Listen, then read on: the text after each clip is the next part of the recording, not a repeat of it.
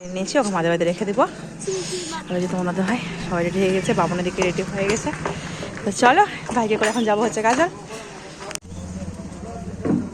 শুভ সকাল বন্ধুরা, তখন রেডি হয়ে গেছে, আমরা এখন যাবো হচ্ছে কাজল বান্ধবীর বাড়ি। আর এই যে বাবন রেডি হয়ে গেছে, পরে যাওয়া হয়েছে ভালো না লেগে আর যাবো হচ্ছে বাইকে। তো চলো যাওয়া যাক।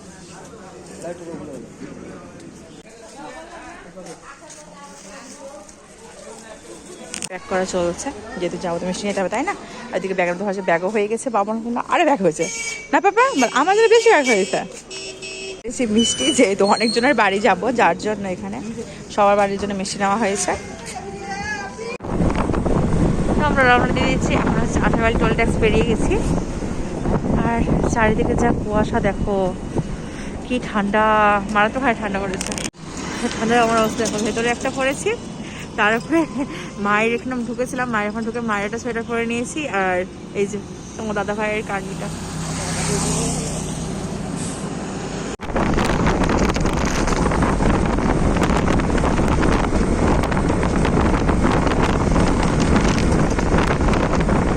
আমরা যাচ্ছি হচ্ছে এখন গাজল। আর এত ঠান্ডা, এখন বাজে হচ্ছে 8:30। দেখো সাংঘাতিক ঠান্ডা, পেছনে কি ঘাড়ে কুয়াশা, যাকে বলে কুয়াশা, পুরো হাত বাজাটা পুরো থরথর করে কাঁপছে। বাবা তো ঘুমিয়ে গেছে, এখানে দাঁড়ানো হলো এখানে। এখন আমরা পৌঁছেছি হচ্ছে, এটা হচ্ছে মালদা বাইপাস ব্রিজ। ওই দেখো মহানন্দ যে ঘাটটা ওইটা। আর দেখো এখনো কিন্তু চারিদিকে সমানে কুয়াশা, দেখতে পাচ্ছ কি হারে কুয়াশা, আর যা ঠান্ডা, বাপরে বাপ, পুরো নাজেহাল অবস্থা ঠান্ডাতে, পুরো হাত টাস লেগে গেলো। তো দেখি কতক্ষণে পৌঁছায়, আমার গাজল পৌঁছে গেছে। তো চলো এখন হচ্ছে বাড়ি খোঁজা যাক, কোথায় বাড়ি আছে, মানে কোন জায়গাতে আছে। এই যে রিঙ্কি, এটা ছোটোটা, এই যে আমাদের বাড়ি গেছিলো, রিঙ্কির বাড়ি চলে এসেছে। আর বান্ধবীর বাড়ি, তো ওর বাড়ি আসছে বিয়ের পরে প্রথম এবছর মানে বাড়ি আসলাম, প্রথমবার ওর ফার্স্ট টাইম ওর বাড়ি আসলাম। চলো তাহলে কী করছে দেখি। দাদা কই? পরীক্ষা দিতে গেছে। এই যে আমার বান্ধবী চলে এসেছে। এই বান্ধবীটা হচ্ছে আমার ছোটবেলার বান্ধবী, মানে ফার্স্ট টাইম ওর বাড়ি আসলাম। পাপা কার ক্লাসে পেয়েছ?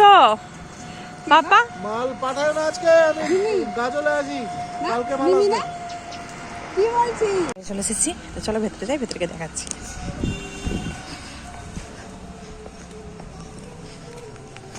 হচ্ছে আমার বান্ধবীর রুম, কি সুন্দর রুমটা দেখো, বেশ পরিপাটি গাছ, মানে গোছ গাছ। পাপা পাপা কোথায় এসেছো তুমি? কোথায় এসেছো গো? খুব বড় মজা। হ্যাঁ ওই যে জল একটু করতে গেছি। আর এই যে আমার বান্ধবী রান্না করছে, আমাদের দিয়েছে গরম গরম কফি। আর এইদিকে আমার বড় যেহেতু সুগার আছে, তার জন্য এসছে সুগার ফ্রি মিষ্টি। তো দেখো ওরা আমার বান্ধবী বাড়িতে কিন্তু ওরা গোপাল সেবা করে, দুটো গোপাল আছে, আর কি সুন্দর লাগছে। বাবা নম করো, ঠাকুর নম করো, ঠাকুর নম করো, করো করো করো, নম করো, এ নম করো, মাথাটাকে নম করো নাও। এ কার বাড়ি বাবা?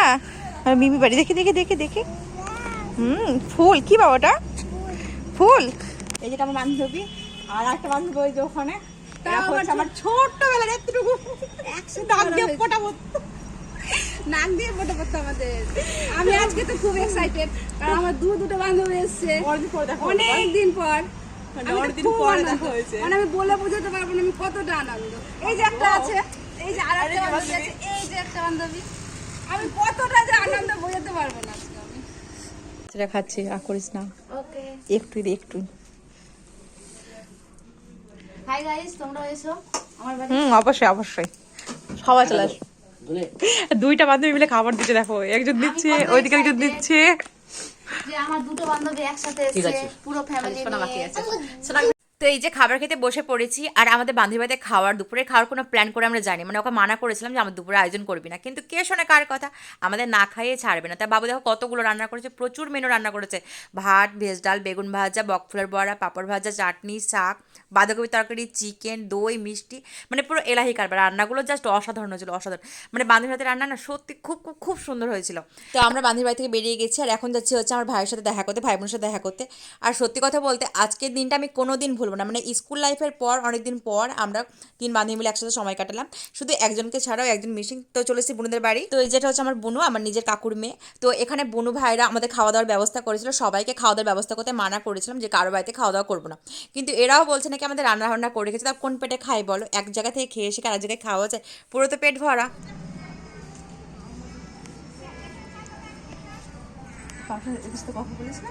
হ্যাঁ, সবার সাথে কথা বলি।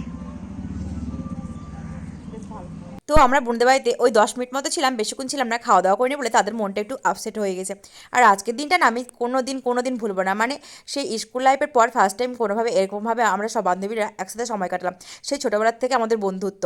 এখানে আমরা 3 বান্ধবী খুব এনজয় করলাম, একজনকে ছাড়া, কারণ ওই একজন থাকে রাজস্থানে, চাইলেই তো হঠাৎ করে আসা সম্ভব না, তার জন্য তাকে খুব মিস করেছি। তার জন্য টুকরো টুকরো ক্যামেরাবন্দি করে যতটা পেরেছি সম্ভব করেছি ক্যাপচার করে, যাতে আমার এই ফোনে বন্দি থাকে। আর মেয়ের কাণ্ড দেখছো, আমার বান্ধবীর কাণ্ড দেখো, ও আবার ওর বাড়িতে গেছি বলে আমাকে এই শাড়িটা গিফট করেছে, মানে এইসব কোনো দরকারই নেই। তো চলো, আবার নেক্সট পার্ট তাড়াতাড়ি আসছে।